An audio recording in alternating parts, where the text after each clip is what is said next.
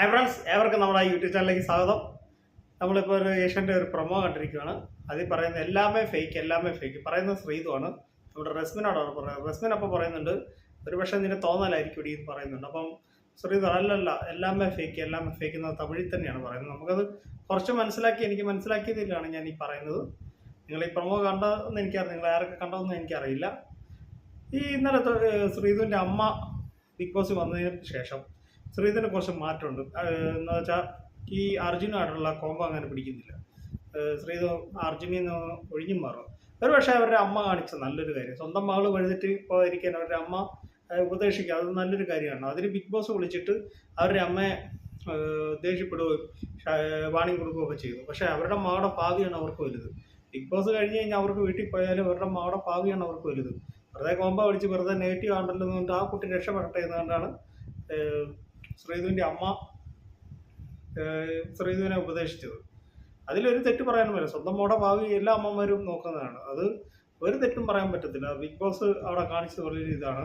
അവർക്ക് ഈ ഷോ കൊണ്ട് കുറച്ച് ഇത് കിട്ടും. അത് കഴിഞ്ഞാലും ആ പിള്ളേർ അവരുടെ ഭാവിയല്ല, ആ കുട്ടിയുടെ ഭാവി, ഒരു പെൺകുട്ടിയാണ്, അവരുടെ ഭാവിയല്ലേ പോകുന്നത്.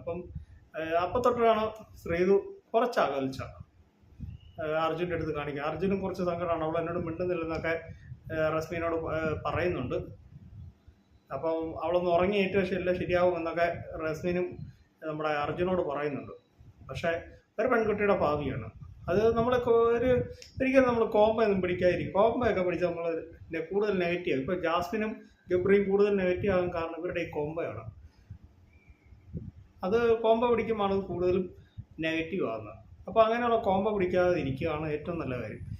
നമ്മൾ ശ്രീനീഷും പേളീഷ് എന്നാണ് വായി വന്നത്. പേളീഷ് അവരുടെ തമ്മിലുള്ള ഇതുണ്ടല്ലോ, അതൊക്കെ ഒരു വേറെ ഒരു ജെനുവനായിട്ടുള്ള ഇതാണ്.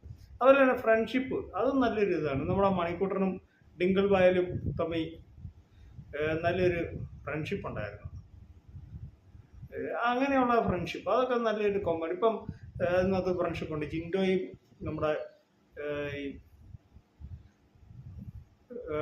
നമ്മുടെ കട്ടിൽ റാണിയായിട്ടുള്ള ഒരു ഫ്രണ്ട്ഷിപ്പ് ഉണ്ട്. അതുപോലെ തന്നെ കട്ടിൽ റാണി നമ്മുടെ മുടീനുമായിട്ടുള്ള ഒരു ഫ്രണ്ട്ഷിപ്പ് ഉണ്ട്. അതൊക്കെ ഒരു നല്ല ഫ്രണ്ട്ഷിപ്പാണ്.